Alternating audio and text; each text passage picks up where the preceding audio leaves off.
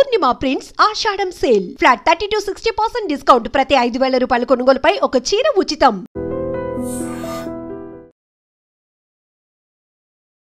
2021 సంవత్సరం ఏప్రిల్ 15వ తేదీన ఒక దారుణమైన ఘటన విశాఖ జిల్లాలో జరిగినప్పటికీ రాష్ట్రాన్ని వణికించేసినటువంటి హత్య నేర ఘటన.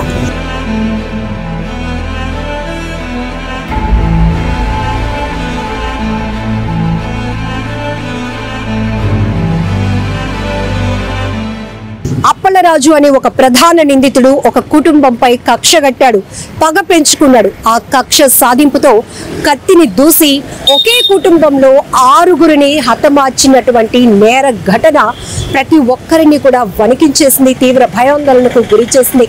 సరిగ్గా కరోనా టైం అది. ఆ సమయంలో తీవ్ర సంచలనం రేపినటువంటి ఈ 6గురుకు సంబంధించినటువంటి హత్యకు సంబంధించి ఇప్పుడు విశాఖ జిల్లా కోర్టు సంచలనమైన తీర్పునిచ్చింది. 4th ADJ additional district judge ప్రధాన నిందితుడు అప్పలరాజుకు ఉరి శిక్ష విధిస్తూ 10,000 జరిమానా కూడా విధిస్తూ తీర్పు వెల్లడించడంతో ఇప్పుడు ఆ బాధిత కుటుంబ సభ్యులు, ఎందుకంటే ఒకే కుటుంబంలో 6గురిని అత్యంత కిరాతకంగా హత్య చేసిన అప్పలరాజు పేరు చెప్తేనే ప్రతి ఒక్కరు చేదరించుకునే స్థాయిలో ఆయన కక్ష ఉంది. అక్కడ అంత పగ సాధించడానికి, అంత కక్ష సాధించడానికి చిన్న చిన్న కారణాలే, పెద్ద ఏదో ఒక విపత్తు లాంటి సమస్య కూడా కాదు. వాళ్ళ మధ్యలో కుటుంబాల మధ్యలో జరిగిన భూ తగాదా కావచ్చు, అలాగని దాని నుంచి వచ్చినటువంటి ఒక మెసేజ్ ఏదైతే ఉందో ఈ ప్రధాన నిందితుడు అప్పలరాజు కూతురికి ఇప్పుడు ఎవరైతే ఈ కుటుంబంలో మొత్తం తండ్రిని, అత్తని, భార్యని, 2 నెలల పాపని, 6 నెలల పాపని, 2.5 సంవత్సరాల బాబుని, చిన్న అత్తని, మొత్తం 6గురిని కోల్పోయినటువంటి వ్యక్తి బమ్మిడి విజయ్ కుమార్ ఉన్నారు. ఆయన ఏదో వాట్సాప్ లో మెసేజ్ పంపించారు, దాంతోనే ఆయన పగ పెంచుకున్నాడు. ఎవరు లేని సమయంలో, అంటే ఈ విజయ్ కుమార్ ఇక్కడ ఉండటం లేదు అని గ్రహించినటువంటి ఈ అప్పలరాజు ఆ బమ్మిడి రమణ అంటే విజయ్ కుమార్ వాళ్ళ తండ్రి ఉంటున్నటువంటి ఇంటికి వెళ్ళి కత్తితో అతి కిరాతకంగా పసి పిల్లలు, పాలు తాగే పిల్లలు అని కూడా ఆలోచన చేయకుండా 6 నెలల పాప నిషిత నుంచి 2.5 సంవత్సరాల ఉదయ్, అలాగే ఉషారాణి 35 years, అలాగే రమాదేవి, అరుణ, బమ్మిడి రమణ అనే 63 సంవత్సరాల పెద్దాయిని మొత్తం ఒక కత్తితో ఓచకోత చేసినట్టుగా అందరినీ నరికి పడేసినటువంటి దారుణమైన ఘటనకు సంబంధించి 4 ఏళ్ల తర్వాత 4th ADJ సెన్సేషనల్ తీర్పును వెల్లడించారు. ఈ ప్రధాన నిందితుడు అప్పలరాజుకైతే ఉరి శిక్ష విధిస్తూ ఇచ్చినటువంటి తీర్పు పట్ల కుటుంబ సభ్యులంతా ఆనందం వ్యక్తం చేస్తున్నారు. అప్పట్లో ప్రభుత్వం నుంచి కొన్ని హామీలు వచ్చినప్పటికీ కూడా నాకు మీరు ఇస్తున్న జాబ్ వద్దు, నా కొడుకు ఉన్న ఒక్క కొడుకుకి మీరు చదివిస్తానని హామీ వద్దు, కానీ ఇంతమందిని కోల్పోయినటువంటి నాకు సరైన న్యాయం సత్వరంగా జరగాలి అనే ఉద్దేశంతో ఆయన హైకోర్టుని అప్రోచ్ అయి ఫైట్ కొనసాగించారు. ఈ రోజు 4 ఏళ్ల తర్వాత సంచలనమైన తీర్పు వెల్లడి కావడంతో ఆ కుటుంబం అంతా ఒక రకంగా ఆనందం వ్యక్తం చేస్తోంది. కానీ 4 ఏళ్ల క్రితం జరిగిన హత్య నేర ఘటనలకు సంబంధించి ఆ దృశ్యాలు మళ్ళీ ఒక్కసారిగా వాళ్ళు గుర్తు చేసుకుంటూ తీవ్ర కన్నీటి పర్యంతమవుతున్న పరిస్థితి కూడా ఉంది. ఒకసారి వీళ్ళతో కూడా మనం మాట్లాడదాం.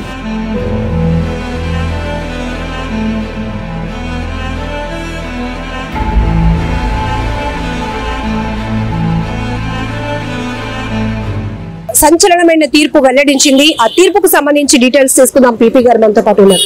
సార్, 4 ఏళ్లలో ఈ తీర్పు చూడొచ్చు. సో కేసు ఎట్లా?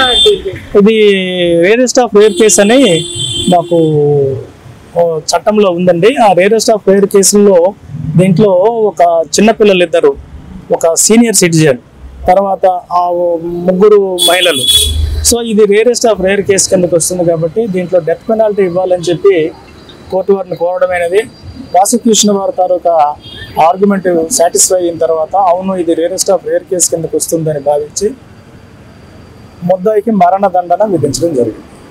సార్, అప్పలరాజులో ఏమైనా నేను చాలా క్షమించరాని నేరం చేశాను అలాంటి పశ్చాత్తాపం ఏమైనా? అలాంటి రిమోర్స్ ఆయన దగ్గర ఏం లేదండి. ఆయన మొదటి నుంచి మేము ఆర్గ్యుమెంట్ లో కూడా ఇదే చెప్పుకొచ్చాం. ఆయనలో ఎటువంటి రిమోర్స్, పశ్చాత్తాపం ఆయనలో ఎటువంటి పరిస్థితులు లేదు. ఈవేళ కోర్టులో కూడాను తీర్పు చెప్పినప్పుడు కూడా ఎటువంటి పశ్చాత్తాపం ఆయనలో కనిపించలేదు. ఇంత దారుణంగా పసిపిల్లని కూడా చూడకుండా పాలు తాగే వయసులో ఉన్న పసి పాప నుంచి మీరు చెప్పినట్టు సీనియర్ సిటిజన్ 63 ఏళ్ల బొమ్మిడి రమణ వరకు అలాగే 3 మహిళలు మొత్తం 6 ఒకే కుటుంబంలో ఒక కత్తితో విచక్షణ రహితంగా దాడి చేసినటువంటి వ్యక్తి కారణం ఏం చెప్పాడు సార్? ఎందుకు ఆయన పగ, ఎందుకు ఆ కక్ష? అది కక్షకి పెద్ద బలమైన కారణం అంటూ ఏం కనిపించలేదండి.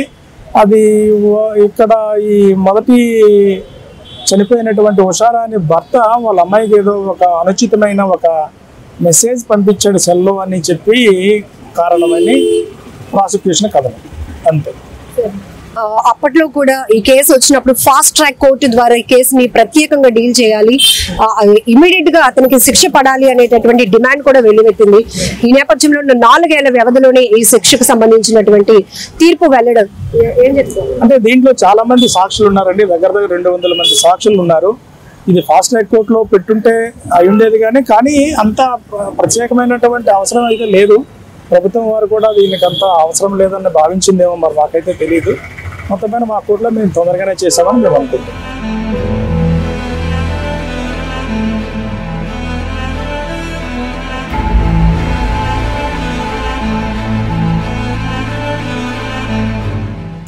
చూసాం ఈ కేసులో మొత్తం మీరు ఎంతమందిని అంటే అంతమందిని కోల్పోయారు. నాన్నను కోల్పోయారు, భార్యను కోల్పోయారు, 2 పసిపిల్లల్ని కోల్పోయారు, అలాగే మీ అత్తగారు, మీ చిన్నత్త. ఈ కేసుకు సంబంధించి ఇప్పుడు కోర్టు ఇచ్చినటువంటి తీర్పు మరణ శిక్ష ఇచ్చారండి. మరణ శిక్ష 10,000 రూపాయలు జరిమానా వేశారండి. మాకు కోర్టులో ఇక్కడ న్యాయం జరిగిందండి. మా పీపీ గారు ఖజానారావు గారు చాలా బాగా వాదించి మాకు న్యాయం చేశారండి. అలాగే పోలీస్ డిపార్ట్మెంట్ వారు కూడా బాగానే సాయం చేశారండి. నాకు ఆ హామీ లేదు, నాకు ఉద్యోగం వద్దు, మా అబ్బాయిని కూడా మీరు చదివించొద్దు, నాకు ఫాస్ట్ ట్రాక్ కోర్టు పెట్టి చేయమని మొత్తం తిరిగాను. ఎక్కడ తిరిగినా కూడా నాకు ఎక్కడ న్యాయం జరగలేదు. నేను స్వహాన వెళ్ళి మా వైజాగ్లో ఎంరావు గారు లాయర్ గారు ఆయన సలహా మేర హైకోర్టుకి వెళ్ళి రిట్ తెచ్చి ఇక్కడ వాడిని మళ్ళీ వాడు రిలీజ్ అయిపోయాడండి. 1.5 yearకి రిలీజ్ అయ్యాడండి. రిలీజ్ అయిపోయాడండి. నేను హైకోర్టులో రిట్ వేసి వాడి వల్ల మాకు ప్రాణహానందం చెప్పి మళ్ళీ వాడిని వెంటనే పంపించి కేసు ఎంచి త్వరగా చేయమని లాస్ట్ December 25th చేయమని హైకోర్టు ఆర్డర్ ఇచ్చిందండి. అంటే కుటుంబంలో 6 కోల్పోయారన్న బాధ ఒకవైపు అయితే, ఇన్ని హత్యలు చేసినటువంటి వ్యక్తి మళ్ళీ మీ కళ్ళెదుటే తిరుగుతూ ఉన్నప్పుడు ఆ పెయిన్ ఎట్లా ఉంటుందో మాకు అర్థమైంది. సో ఆ టైంలో మీకు ఇచ్చినటువంటి ఆఫర్స్ ఏవి వదులుకొని పూర్తిగా మాకు న్యాయం సత్వరంగా జరగాలి అని చెప్పి రిట్ వేసి అక్కడి నుంచి తెచ్చి ఇక్కడ రిట్ వేసిన తర్వాత December 25th అవ్వాలంటే అవ్వలేదండి. మళ్ళీ అంటే సాక్షులు ఎక్కువ ఉండబట్టి టైం తీసుకొని ఇప్పుడు మాకు తీర్పిచ్చారు చూడండి. అయినా ఈ కేసులోని 2 ప్రధానంగా చెలిపోయిన కనకరాజు గారు, మా మాయ గారు, పరాయి విశ్వనాథ్ అని కేసు అయిన కాడి నుంచి 5 సంవత్సరాల్లోనే ముద్దాయి వాయిదాకు వచ్చాడో లేదో తెలియదు కానీ ప్రతి వాయిదాకి అటెండ్ అయ్యి కేసు గెలిపిన కారణం వీళ్ళిద్దరేనండి. ఒకసారి ఫొటోస్ చూస్తే ఎంత బాధాకరమో, ఒక్కసారిగా జిల్లానే కాదు రాష్ట్రాన్ని కూడా వణికించినటువంటి అతి ఘోరమైన నేర ఘటన ఇది. ఇక్కడ కనపడుతున్నటువంటి ఆ వ్యక్తే ఈ అప్పలరాజు.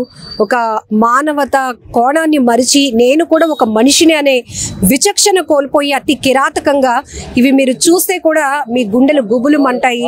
బట్ ఈ పిల్లలు 6 నెలలు పాప అండి, ఇందులో చూపిద్దాం. 6 నెలలు పాప. ఈ పాపని తల నరికేశాడండి మెడది. ఇక్కడ బొమ్మిడి రమణండి, ఈయన స్నానం చేస్తాడు, ఉదయం డ్యూటీకి వెళ్ళిపోవడానికి స్నానం చేస్తే బాత్రూంలో స్నానం చేస్తుంటే అతను ఫస్ట్ ఏం చేశారంటే ఈ పాప ఫస్ట్ వర్షాన్ని చంపాడండి. ఈవెన్ చంపాడు ఫస్ట్ బయట ముక్క అదే మెడ చెయ్యి అడ్డు పెడితే బాబాయ్ చంపొద్దు అన్నా సరే బాబాయ్ చంపొద్దు నువ్వు బాబాయ్ అన్న చేతులు నరికేశాడండి. నరికేసి మెడ నరికేసి ఈవిడ వర్షాన్ని ఫస్ట్ కల్లాపు జల్లడానికని వచ్చిందండి. ఇప్పటికి కూడా వాళ్ళ ఇంటి దగ్గరికి మేము వెళ్తుంటామండి, మోటార్ చేయడానికి ఇల్లు ఎలా ఉందో చూడడానికి వెళ్తాం. మాది శివాజీపాలెం. వెళ్ళేటప్పుడల్లా అక్కడ అమ్మాయి పట్టుకున్న తెపాలు మాకు గుర్తుకొస్తుందండి. చీపులు కూడా పట్టుకుంటాం, ఎందుకంటే అమ్మాయి ఫస్ట్ పట్టుకుంది చనిపోయేటప్పుడు. అవే పట్టుకొని కల్లాపు జల్లడానికి వచ్చినప్పుడు బాబాయ్ చంపొద్దంటే చంపేశారండి. అక్కడి నుంచి లోపలికి వెళ్ళాడండి. లోపలికి వెళ్ళి ఈ పాపని ప్యాక్ కోసారండి. 6 నెలలు పాపని ప్యాక్ కోసారండి. అక్కడి నుంచి ఆడు ఊరుకోకుండా లోపలికి వెళ్ళి ఇక్కడ బెడ్రూమ్లో రమాదేవి ఉందండి. ఈవిడండి రమాదేవి బాబు, 2 సంవత్సరాల బాబు రమాదేవి. ఈ రమాదేవి ఏమొచ్చి ఆ బెడ్రూమ్లో ఉంటే వీడు కత్తి పట్టుకెళ్ళి రమాదేవి అనే ఆవిడకి పేగులు మొత్తం తీశారండి. ఇగో పేగులు ఇగో నేను చూసాను వాళ్ళు తీసేసి ఈ బాబుని కూడా నరికేశారండి.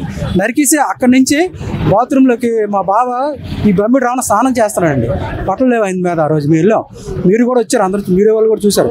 ఆయన ఉంటే బట్టలు ఆయన స్నానం చేస్తుంటే ఈ అరుణ ఆవిడ అన్నయ్య రక్షించండి అని చెప్పి పరిగెట్టిందండి. అవతల గోడ ఉందండి, గోడ లేకపోతే ఈవిడ కొద్దిగా సేవ్ అవునండి. అంటే మేము అనుకుంటాం అలాగని. అక్కడ గోడ అది లేదు, బయటకు వెళ్ళడానికి ఛాన్స్ లేదు. వెంటనే మా బావకు తలుపు కొడితే తలుపు డోర్ తీశారండి.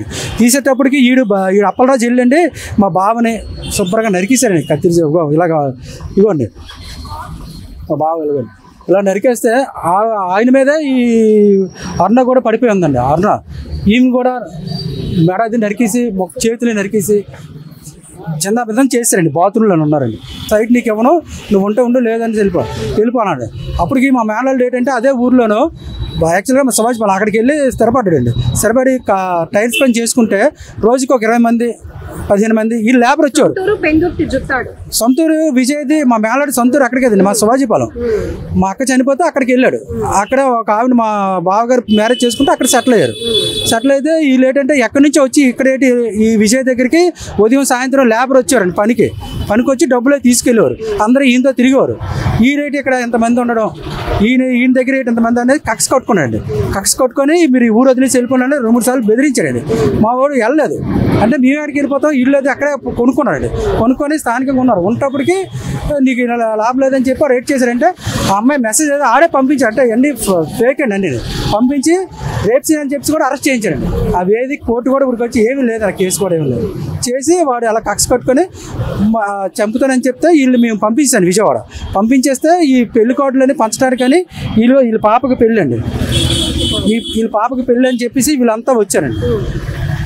వీళ్ళంతా వచ్చిన తర్వాత నైట్ పడుకున్నారండి. నైట్ పడుకునేటప్పుడు కూడా ఆడు మా దుర్గాప్రసాద్ అని మా మేనల్లుడికి ఫోన్ చేశాడండి. అప్పలరాజు మిస్డ్ కాల్ ఇచ్చి వదిలేశాడు. మళ్ళీ మా మేనల్లుడు విజయ్ దుర్గాప్రసాద్ చేస్తే వాడు ఫోన్ తీయలేదు. అప్పటికి మా విజయాలతో చెప్పాడట.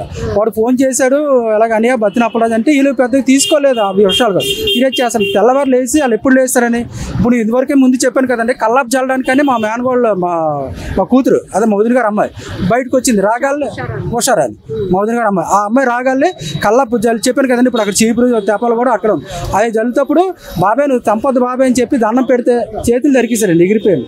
అక్కడ నరికేసి ఇక్కడ మొండమని నరికేశాడు. అక్కడ నుంచి ఇంకా లిక్ష దగ్గరికి ఇంకా లోపలికి వెళ్ళి అందరినీ చలిసారు. అంత దారుణం అండి.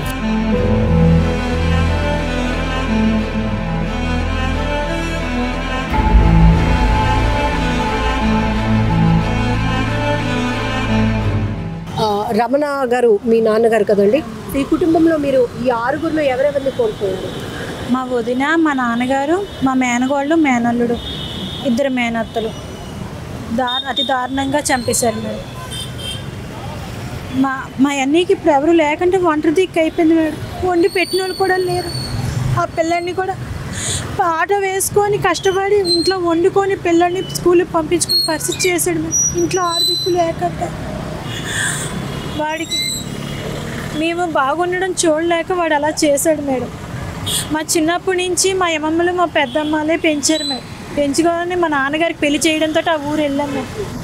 వెళ్ళిన తర్వాత మా అన్నయ్యకి పెళ్ళి అయిన తర్వాత మేము బాగుండడం చూసి వాడు చూడలేక అతి క్రూరంగా చంపేశాడు.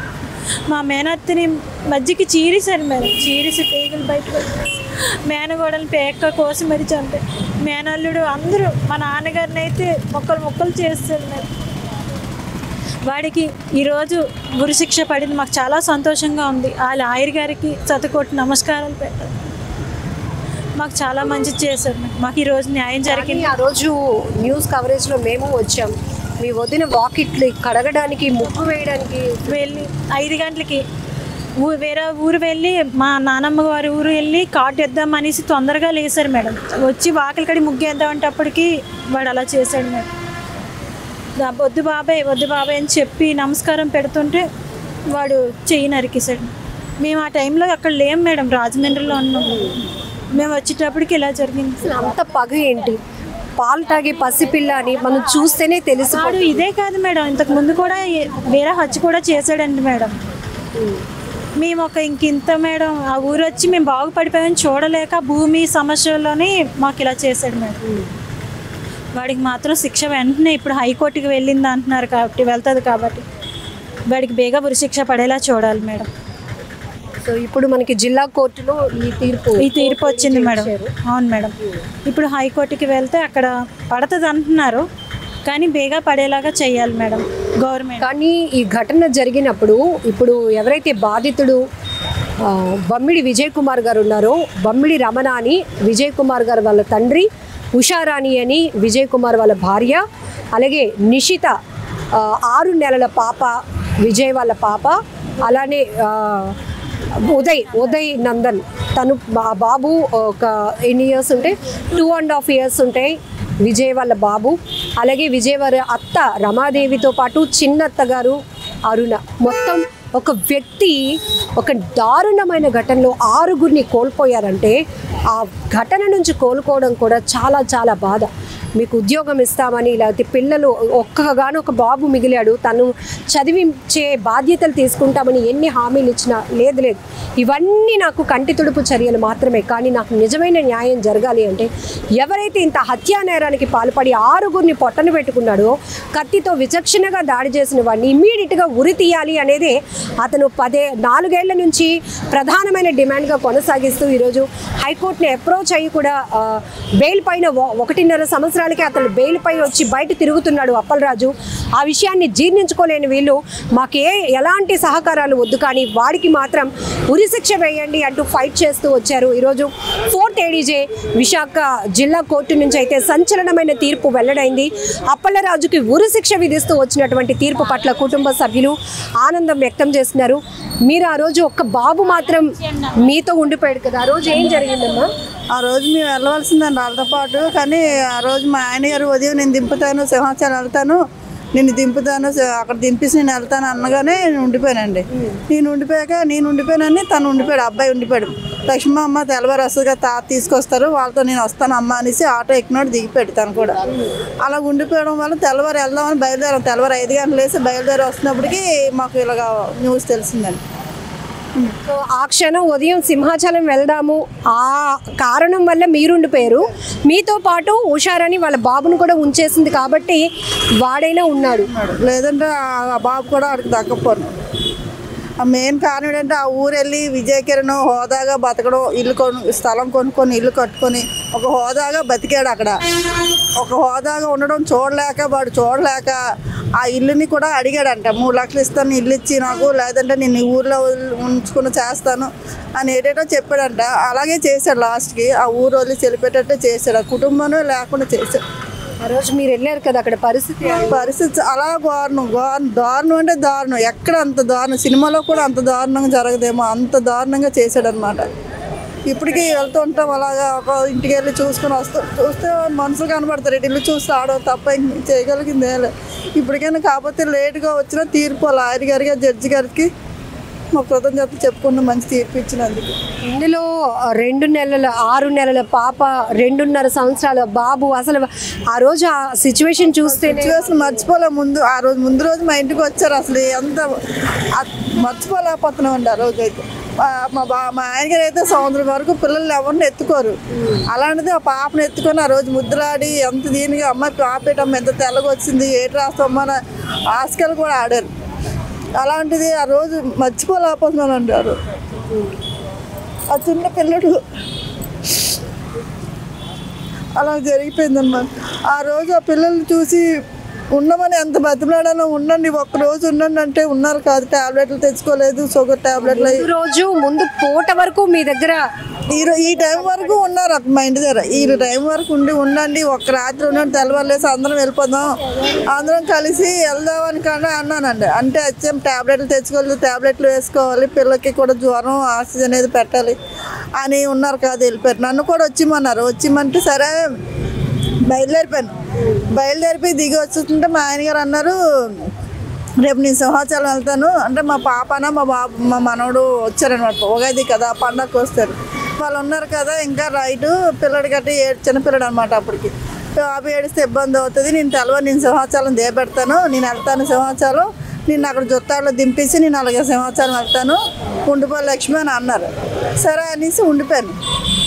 నేను ఉండిపోయానని అబ్బాయి అమ్మ లక్ష్మమ్మ ఉంది కదా, లక్ష్మమ్మతో నేను తెలవాలి తనే ఆ పిల్లడు అడిగాడు, మా అమ్మ వస్తుంది కదా, మా అమ్మతో నేను వస్తాను, నువ్వు వెళ్ళిపోండి అమ్మ, మా అమ్మ తాత దేపెడతారు కదా, తెలవాలి నేను వస్తాను అనేసి అన్నాడు. సరే అని చెప్పేసి ఉంచి 20 రూపాయలు కొనుక్కోవడానికి డబ్బులు అడితే 20 రూపాయలు కూడా ఇచ్చింది వాళ్ళ అమ్మ రోజు. దారుణం అసలు ఎక్కడ కూడా జరగదు. మానవత్వం ఎంత నశించిపోద్దని మేము అసలు అనుకోలేదు. అది అసలు మూర్ఖుడు కాబట్టి నోరు లేని పిల్లలు ఎలాంటి దొంగలకైనా రౌడీలకైనా చిన్నపిల్లల్ని చూస్తే కొంచెం జాలి అనిపిస్తుంది. ఈడకి ఆ జాలి కూడా లేదు. ఈరోజు నా భార్య నా పిల్ల ఏమైపోద్ది అని అడుగుతున్నాడు. 5 నెలల పిల్లని నరికినప్పుడు ఆడికి భార్య ఆ పిల్లల మానవతం కనిపించలేదు. ఆడికి కోర్టులో అడుగుతున్నాడు జడ్జి గారిని. ఈరోజు ఆడికి భార్య పిల్ల గుర్తొచ్చింది ఆడికి. అలాంటి ఒక తల్లి కన్నా పిల్లలే కదా చిన్న పిల్లలు. 6 నెలలు 5 నెలల పిల్ల 5 నెలల పిల్ల 6 నెలల పిల్లని నీకు నరికినప్పుడు నీకు గుర్తు రాలేదా? నువ్వు అసలు ఇంతవరకు కోర్టు అసలు కాలయాపన చేశారు కదా. మీరేమంటే అనండి కానీ నాకు ఏ శిక్ష ఇచ్చినా పర్వాలేదు, కానీ ఆడికి ఈ శిక్ష కూడా నా దృష్టిలో అయితే మాత్రం తక్కువే. ఆడికి ఉరి శిక్ష అనేది కూడా తక్కువ. నేనే చెప్తున్నాను, ఉరి శిక్ష అనేది చాలా తక్కువ, చాలా చిన్న శిక్ష. ఆడికి బాబాయ్ బాబాయ్ బాబాయ్ బాబాయ్ అని చెయ్యి పెట్టి దండం పెట్టిన పిల్లని చెయ్యి నరికాడు. ఆ చెయ్యి అక్కడికి వెళ్ళి పడింది, అక్కడికి వెళ్ళి నరికి పడేశాడు. ఆ నరికి పడేయడంతో మేము ఎలా పోల్చుకున్నాం తెలుసా? ఆ పిల్లకి కాళ్ళు యాక్సిడెంట్ అయ్యింది అమ్మాయికి 1 సంవత్సరం కిందట. అప్పటికి ఉషాకర్ ఆ 2 ఏళ్ళు ఆటోలోని పడిపోయి కట్ అయిపోయి అనమాట. ఆ వేలుని చూస్తే గుర్తుపెట్టుకున్నాం మేము. 1 కోటి రూపాయలు ఇస్తాను, దాన్ని వదిలేయండి, 1 కోటి రూపాయలు కోర్టుకి స్టేషన్ కడతానన్నాడు పోలీసులకి. ఓపెన్ గా చెప్పిన స్టేట్మెంట్ కి కూడా వాళ్ళు భయపడకంట కోర్టు వదిలేసింది. వాళ్ళప్పుడు వదిలేస్తే మళ్ళీ హైకోర్టుకి వెళ్ళి పెళ్లి చేసుకొని మేము చేసుకుంటే మళ్ళీ అప్పుడు జైల్లో పెట్టారు. బాడీలు ఉంటుండగా స్టార్ట్ మీ ఫ్యామిలీని చంపేశాను రా. మాకు ఫస్ట్ ఫోన్ మాకే వచ్చింది. వాళ్ళు చంపిన తర్వాత 6:20 అయింది కరెక్ట్గా మాకు ఫోన్ వచ్చినప్పటికీ. వీళ్ళిద్దరు భార్య భర్తలు ఇద్దరు సింహాచలం వెళ్ళిపోవడానికి సింహాచలం వెళ్ళి ఆ పిల్లల్ని ఎక్కించుకున్నారు మధ్యలో. ఆ అబ్బాయి రాత్రి మా ఇంట్లో పడుకుండిపోయాడు అనమాట. నేను వెళ్ళను అనుకోని ఉండిపోవడం వల్ల ఆడు బ్రతికాడు అక్కడ. వీళ్ళిద్దరు ఎంతమంది తెలిసి చనిపోవాల్సిందే. మాకు ఆ ఫోన్ కానీ రాకపోతే వీళ్ళు వెళ్ళిపోతారు ఆ ఇంటికి. మాకు మధ్యలో ఆ ఫోన్ మా అబ్బాయికి వచ్చిందనమాట. అరే మా అబ్బాయి లెగిసి సెట్ వేసుకున్నాడు, వాళ్ళు వెళ్ళిపోవడం ఇంటికి. అప్పలరాజు నుంచో ఎక్కడి నుండి వచ్చింది. మొత్తానికి ఎవరో ఫోన్ చేశారు, అరే మీ ఫ్యామిలీని అందరిని చంపేశాడు రా అప్పలరాజు కూడా అని అంటే, అలాగరా ఏం మాట్లాడంటావు లేదా వస్తారా ఫోన్ ఆడు ఫోన్ చేస్తాను. ఆడి దగ్గర ఫోన్ తీసుకున్నారే, వినయ్ నిజమే చంపిస్తాను రా, నిజంగా చంపిస్తాను రా మీ వాళ్ళు అందరినీ అని క్లియర్గా చెప్పాడు. అప్పుడు చెప్పడంతో మా అబ్బాయి అన్నాడు, అమ్మ ఉషాలను చంపిస్తాడంట అమ్మ అప్పలరాజు గారు. కానీ అమ్మ మేమైతే అక్కడికి వెళ్ళేంత వరకు నాకు ఇంకా గుండెల్లో చెప్తుంది ఏంటంటే, అమ్మ ఉన్నారు ఎక్కడో ఉన్నారు పుత్తినే ఎక్కడ పారిపోయారేమో, ఎవరైనా ఒకళ్ళు చంపుతారు ఒకళ్ళు పారిపోయారేమో, ఇంకా మిగతా అందరూ ఎవరో ఒకరైనా ఉంటారు కదా, ఎవరో ఒకళ్ళు పారిపోయారు ఉంటారు, ఎవరో ఒకళ్ళు చంపేసి ఉంటాడు, అయితే వర్షం చంపేసాడు కదా, అయితే మిగతా వాళ్ళు అందరూ పారిపోయారేమో అన్న దృష్టితోటే వెళ్ళాం. అక్కడికి వెళ్ళేటప్పటికి ఇంకా అంత దూరం అంతా మా తమ్ముడు పరిగెట్టి కూడా వచ్చి మొత్తం అందరినీ చంపేశాడు అన్న.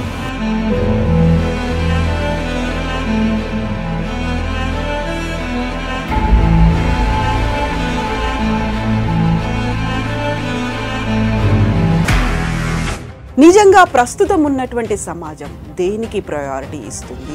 ఆర్థిక సంబంధాల చుట్టూ మాత్రమే తిరుగుతుంది. మళ్ళీ ఎన్నికలంగానే చాలా విరక్తి కలుగుతుంది. మంచి అనిపిస్తుంది కదా, లేడీస్ కూడా ఛాలెంజింగ్ జాబ్స్ చేసినప్పుడు చాలా బాగుంటది. ట్రాఫిక్ అసిస్టెంట్స్ గా నియమించిన ట్రాన్స్జెండర్స్ అందరితో సాల్యూట్ చేయించుకుంటున్నారు. ఫుడ్ డెలివరీ ఇవ్వటానికి వెళ్ళినటువంటి డెలివరీ బాయ్ అనిల్ పై కళ్ళ ముందు